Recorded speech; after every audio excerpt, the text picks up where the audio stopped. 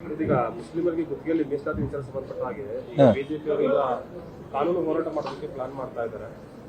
ಕಾನೂನು ಬಿಟ್ಟು ನಾವು ಮಾಡೋಕ್ಕಾಗಲ್ವಲ್ಲ. ಈಗ ಬಿಜೆಪಿಯವರು ಕಾನೂನನ್ನ ನಾವು ನೋಡಿ ಕಾನೂನು ಮಾಡಿ ಸಂವಿಧಾನ ಇಂಪ್ಲಿಮೆಂಟ್ ಮಾಡಿ ಅದಾದ ನಂತರ ಈಗ ಅವರು ಕಾನೂನು ಸಂವಿಧಾನ ಅಂತ ಮಾತನಾಡೋದು. ಸಂವಿಧಾನವನ್ನ ಜಾರಿಗೆ ತಂದವರು ಕಾಂಗ್ರೆಸ್ ಪಕ್ಷ ಮತ್ತು ಕಾಂಗ್ರೆಸ್ ಪಕ್ಷ ಎಲ್ಲ ಸಮಾಜವನ್ನು ಒಟ್ಟಿಗೆ ತಗೊಂಡೋಗಿರ್ತಕ್ಕಂಥದ್ದು ಮತ್ತು ಅಭಿವೃದ್ಧಿ ವಿಚಾರದಲ್ಲಿ, ರಿಸರ್ವೇಷನ್ ವಿಚಾರದಲ್ಲಿ ಮತ್ತು ಪಂಚಾಯತ್ ರಾಜ್ಯ ರಿಸರ್ವೇಷನ್ನು ಎಲ್ಲವೂ ಕಾಂಗ್ರೆಸ್ ಇಂಪ್ಲಿಮೆಂಟ್ ಮಾಡೋದು. ಅವರಿಗೆ ಈಗ ಅಸೆಂಬ್ಲಿನಲ್ಲಿ ಏನು ಕ್ವಶನ್ ರೈಸ್ ಮಾಡಬೇಕು ಅಂತ ಪಾಪ ಅವ್ರಿಗೆ ಗೊತ್ತಾಗ್ತಾ ಇಲ್ಲ, ತಡಬಡಾಯಿಸ್ತಾ ಇದ್ದಾರೆ. ನಮ್ಮ ಮುಖ್ಯಮಂತ್ರಿಗಳಿಗಿರ್ತಕ್ಕಂಥ ಅನುಭವ, ಅವರ ಎಕ್ಸ್ಪೀರಿಯನ್ಸ್ನಲ್ಲಿ ಅವ್ರ ಕೈಲಿ ಪಾಪ ಅಪೋಸಿಷನ್ ಲೀಡರ್ ಆಗಲಿ ಅಲ್ಲಿರ್ತಕ್ಕಂಥ ನಾಯಕರುಗಳಾಗಲಿ ಅಸೆಂಬ್ಲಿನಲ್ಲಿ ಪ್ರಶ್ನೆ ಕೇಳ್ತಕ್ಕಂಥದ್ದಕ್ಕೆ ತಟಸಾಡುವಂಥ ಪರಿಸ್ಥಿತಿನಲ್ಲಿ ಇವತ್ತು ರಾಜ್ಯಪಾಲರ ಭಾಷಣದಲ್ಲಿ ನಾವು ನೋಡಿದ್ದೀವಿ. ಸೊ ನಾವು ಈ ಬಜೆಟ್ ಚರ್ಚೆ ನೋಡಿದ್ದೀವಿ.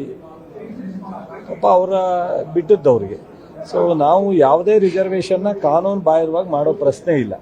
ಸೊ ಅವ್ರು ಕೇಳಲಿ, ಏನೇನು ಹೋರಾಟ ಕೇಳ್ತಾರೆ ಕೇಳಲಿ. ಅಲ್ಟಿಮೇಟ್ ಬಜೆಟ್ ಉತ್ತರ ಕೊಡೋನಾಗ ಮುಖ್ಯಮಂತ್ರಿಗಳು ಅದಕ್ಕೆ ಸೂಕ್ತವಾದಂಥ ಉತ್ತರ ಕೊಡ್ತಾರೆ. ಯಾರು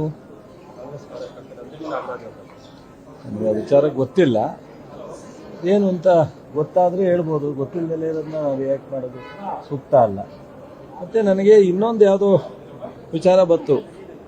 ಈ ನಮ್ಮ ಕೇಂದ್ರ ಸಚಿವರು ಕುಮಾರಸ್ವಾಮಿ ಅವರು ಬಿಡದಿ ಹತ್ರ ಒತ್ತುವರಿ ಮಾಡ್ಕೊಂಡಿದ್ದಾರಂತೆ. ಕೋರ್ಟಲ್ಲಿ ತನಿಖೆ ಆಗಬೇಕು, ಅದನ್ನು ಸಂಪೂರ್ಣವಾಗಿ ಸರ್ವೆ ಮಾಡಬೇಕು, ಖಾಲಿ ಮಾಡಿಸ್ಬೇಕು, ಇಲ್ಲದೇ ಇದ್ರೆ ಕ್ರಮ ತಗೋತೀವಿ ಅಂತ ಕೋರ್ಟಿಂದ ಆದೇಶ ಆಗಿದೆ.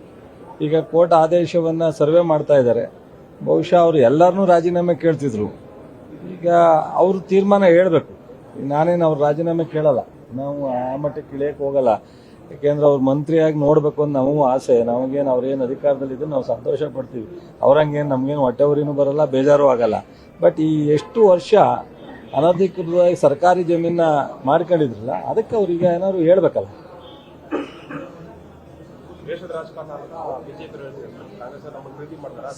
ಕೈಲಿ ನಾವು ಅವ್ರನ್ನ ಪ್ರೀತಿ ಮಾಡೋದಕ್ಕೆ, ಅವರು ನಮ್ಮನ್ನು ಪ್ರೀತಿ ಮಾಡೋದಕ್ಕೆ ಪ್ರಶ್ನೆ ಇಲ್ಲ. ಅವ್ರು ನಮ್ಮನ್ನು ಪ್ರೀತಿ ಮಾಡೋದ್ರಲ್ವ, ನಮಗೆ ಎಲ್ಲರನ್ನೂ ಒಂದೇ. ನಾವು ಈಗ ಹೇಳಿದ್ವಲ್ಲ, ಈಗ ಕುಮಾರಸ್ವಾಮಿ ಅವರು ಎಲ್ಲರನ್ನೂ 10 ಸಲ ರಾಜೀನಾಮೆ ಕೇಳೋರು. ನಾವು ಕೇಳಿದ್ವಾ?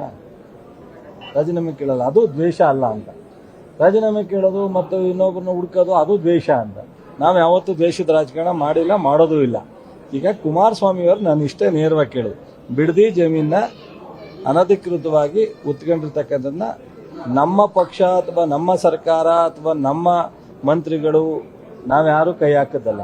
ಯಾರೋ ಪಬ್ಲಿಕ್ ಲಿಟಿಗೇಷನ್ ಹೋಗಿ ಸರ್ಕಾರಕ್ಕೆ ನಿರ್ದೇಶನ ಕೊಟ್ಟಿದೆ ಕೋರ್ಟ್, ಇದನ್ನ ಸರ್ವೆ ಮಾಡಿದೆ. ಈಗ ಸರ್ವೆ ಮಾಡ್ತಾ ಇದ್ದಾರೆ, ಪ್ರೂವ್ ಆಗಿದೆ. ಈಗೇನು ಅಂತ ಉತ್ತರ ಕೊಟ್ಟು